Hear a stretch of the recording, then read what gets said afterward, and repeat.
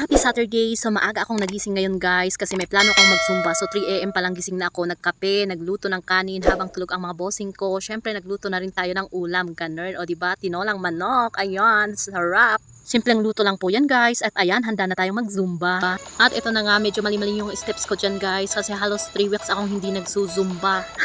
Kakaloka talaga, so nakalimutan ko yung mga step. Pero ang pinaka-importante dyan guys ay mag-exercise tayo para ma-improve natin ang ating health.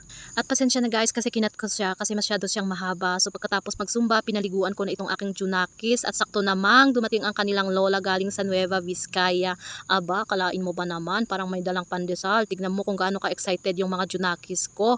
Buti na lang andito yung mga anak ng kapatid ko. Kapitbahay din lang naman namin, sa itas lang ng bahay namin. Ayan. Ang saya-saya nila na makita ang kanilang lola. At syempre, bilang isang nanay, masaya na rin ako na nakikita yung mga junakis ko, mga pamangkin ko na masayang sinalubong ang kanilang lola kahit alam nilang wala siyang gadget, wala siyang touchscreen na cellphone. O tignan mo ba naman? Kasi yung mga bata halos sa ngayong busy sa kanilang mga cellphone, wala silang pakialam kung may dumating o may bisita o wala.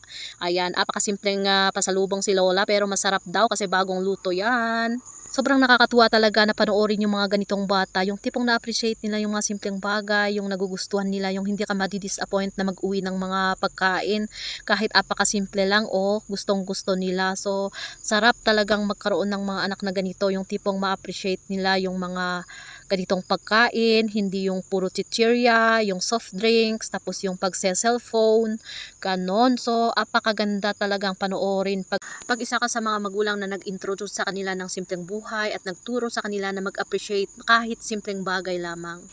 Hirap naman kasi guys na introduce mo yung karangyaan sa isang bata, lalo na pag hindi mo afford, hindi mo kayang abutin.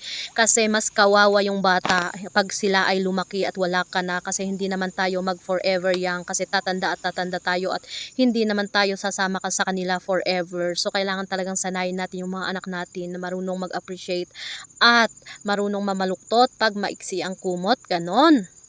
At syempre naman guys, hindi porket sinasabi nating simpleng buhay, magiging simpleng buhay hanggang mamatay tayo, ganun. So minsan may mga pangarap din tayo, kailangan din nating mag-level up at ganun din sa mga anak natin. Syempre kailangan nila yung gabay natin at kailangan natin silang tulungan para makamit nila ang kanilang pangarap sa buhay. At hindi man tayo perfectong mga magulang, karangalan pa rin natin na makita na masaya, successful sa buhay at komportable ang ating mga anak. At mas lalong nakakataba ng puso kung ang success nilang yan ay may ambag tayo sa kanilang sakripisyo para marating nila ang kanilang pangarap sa buhay.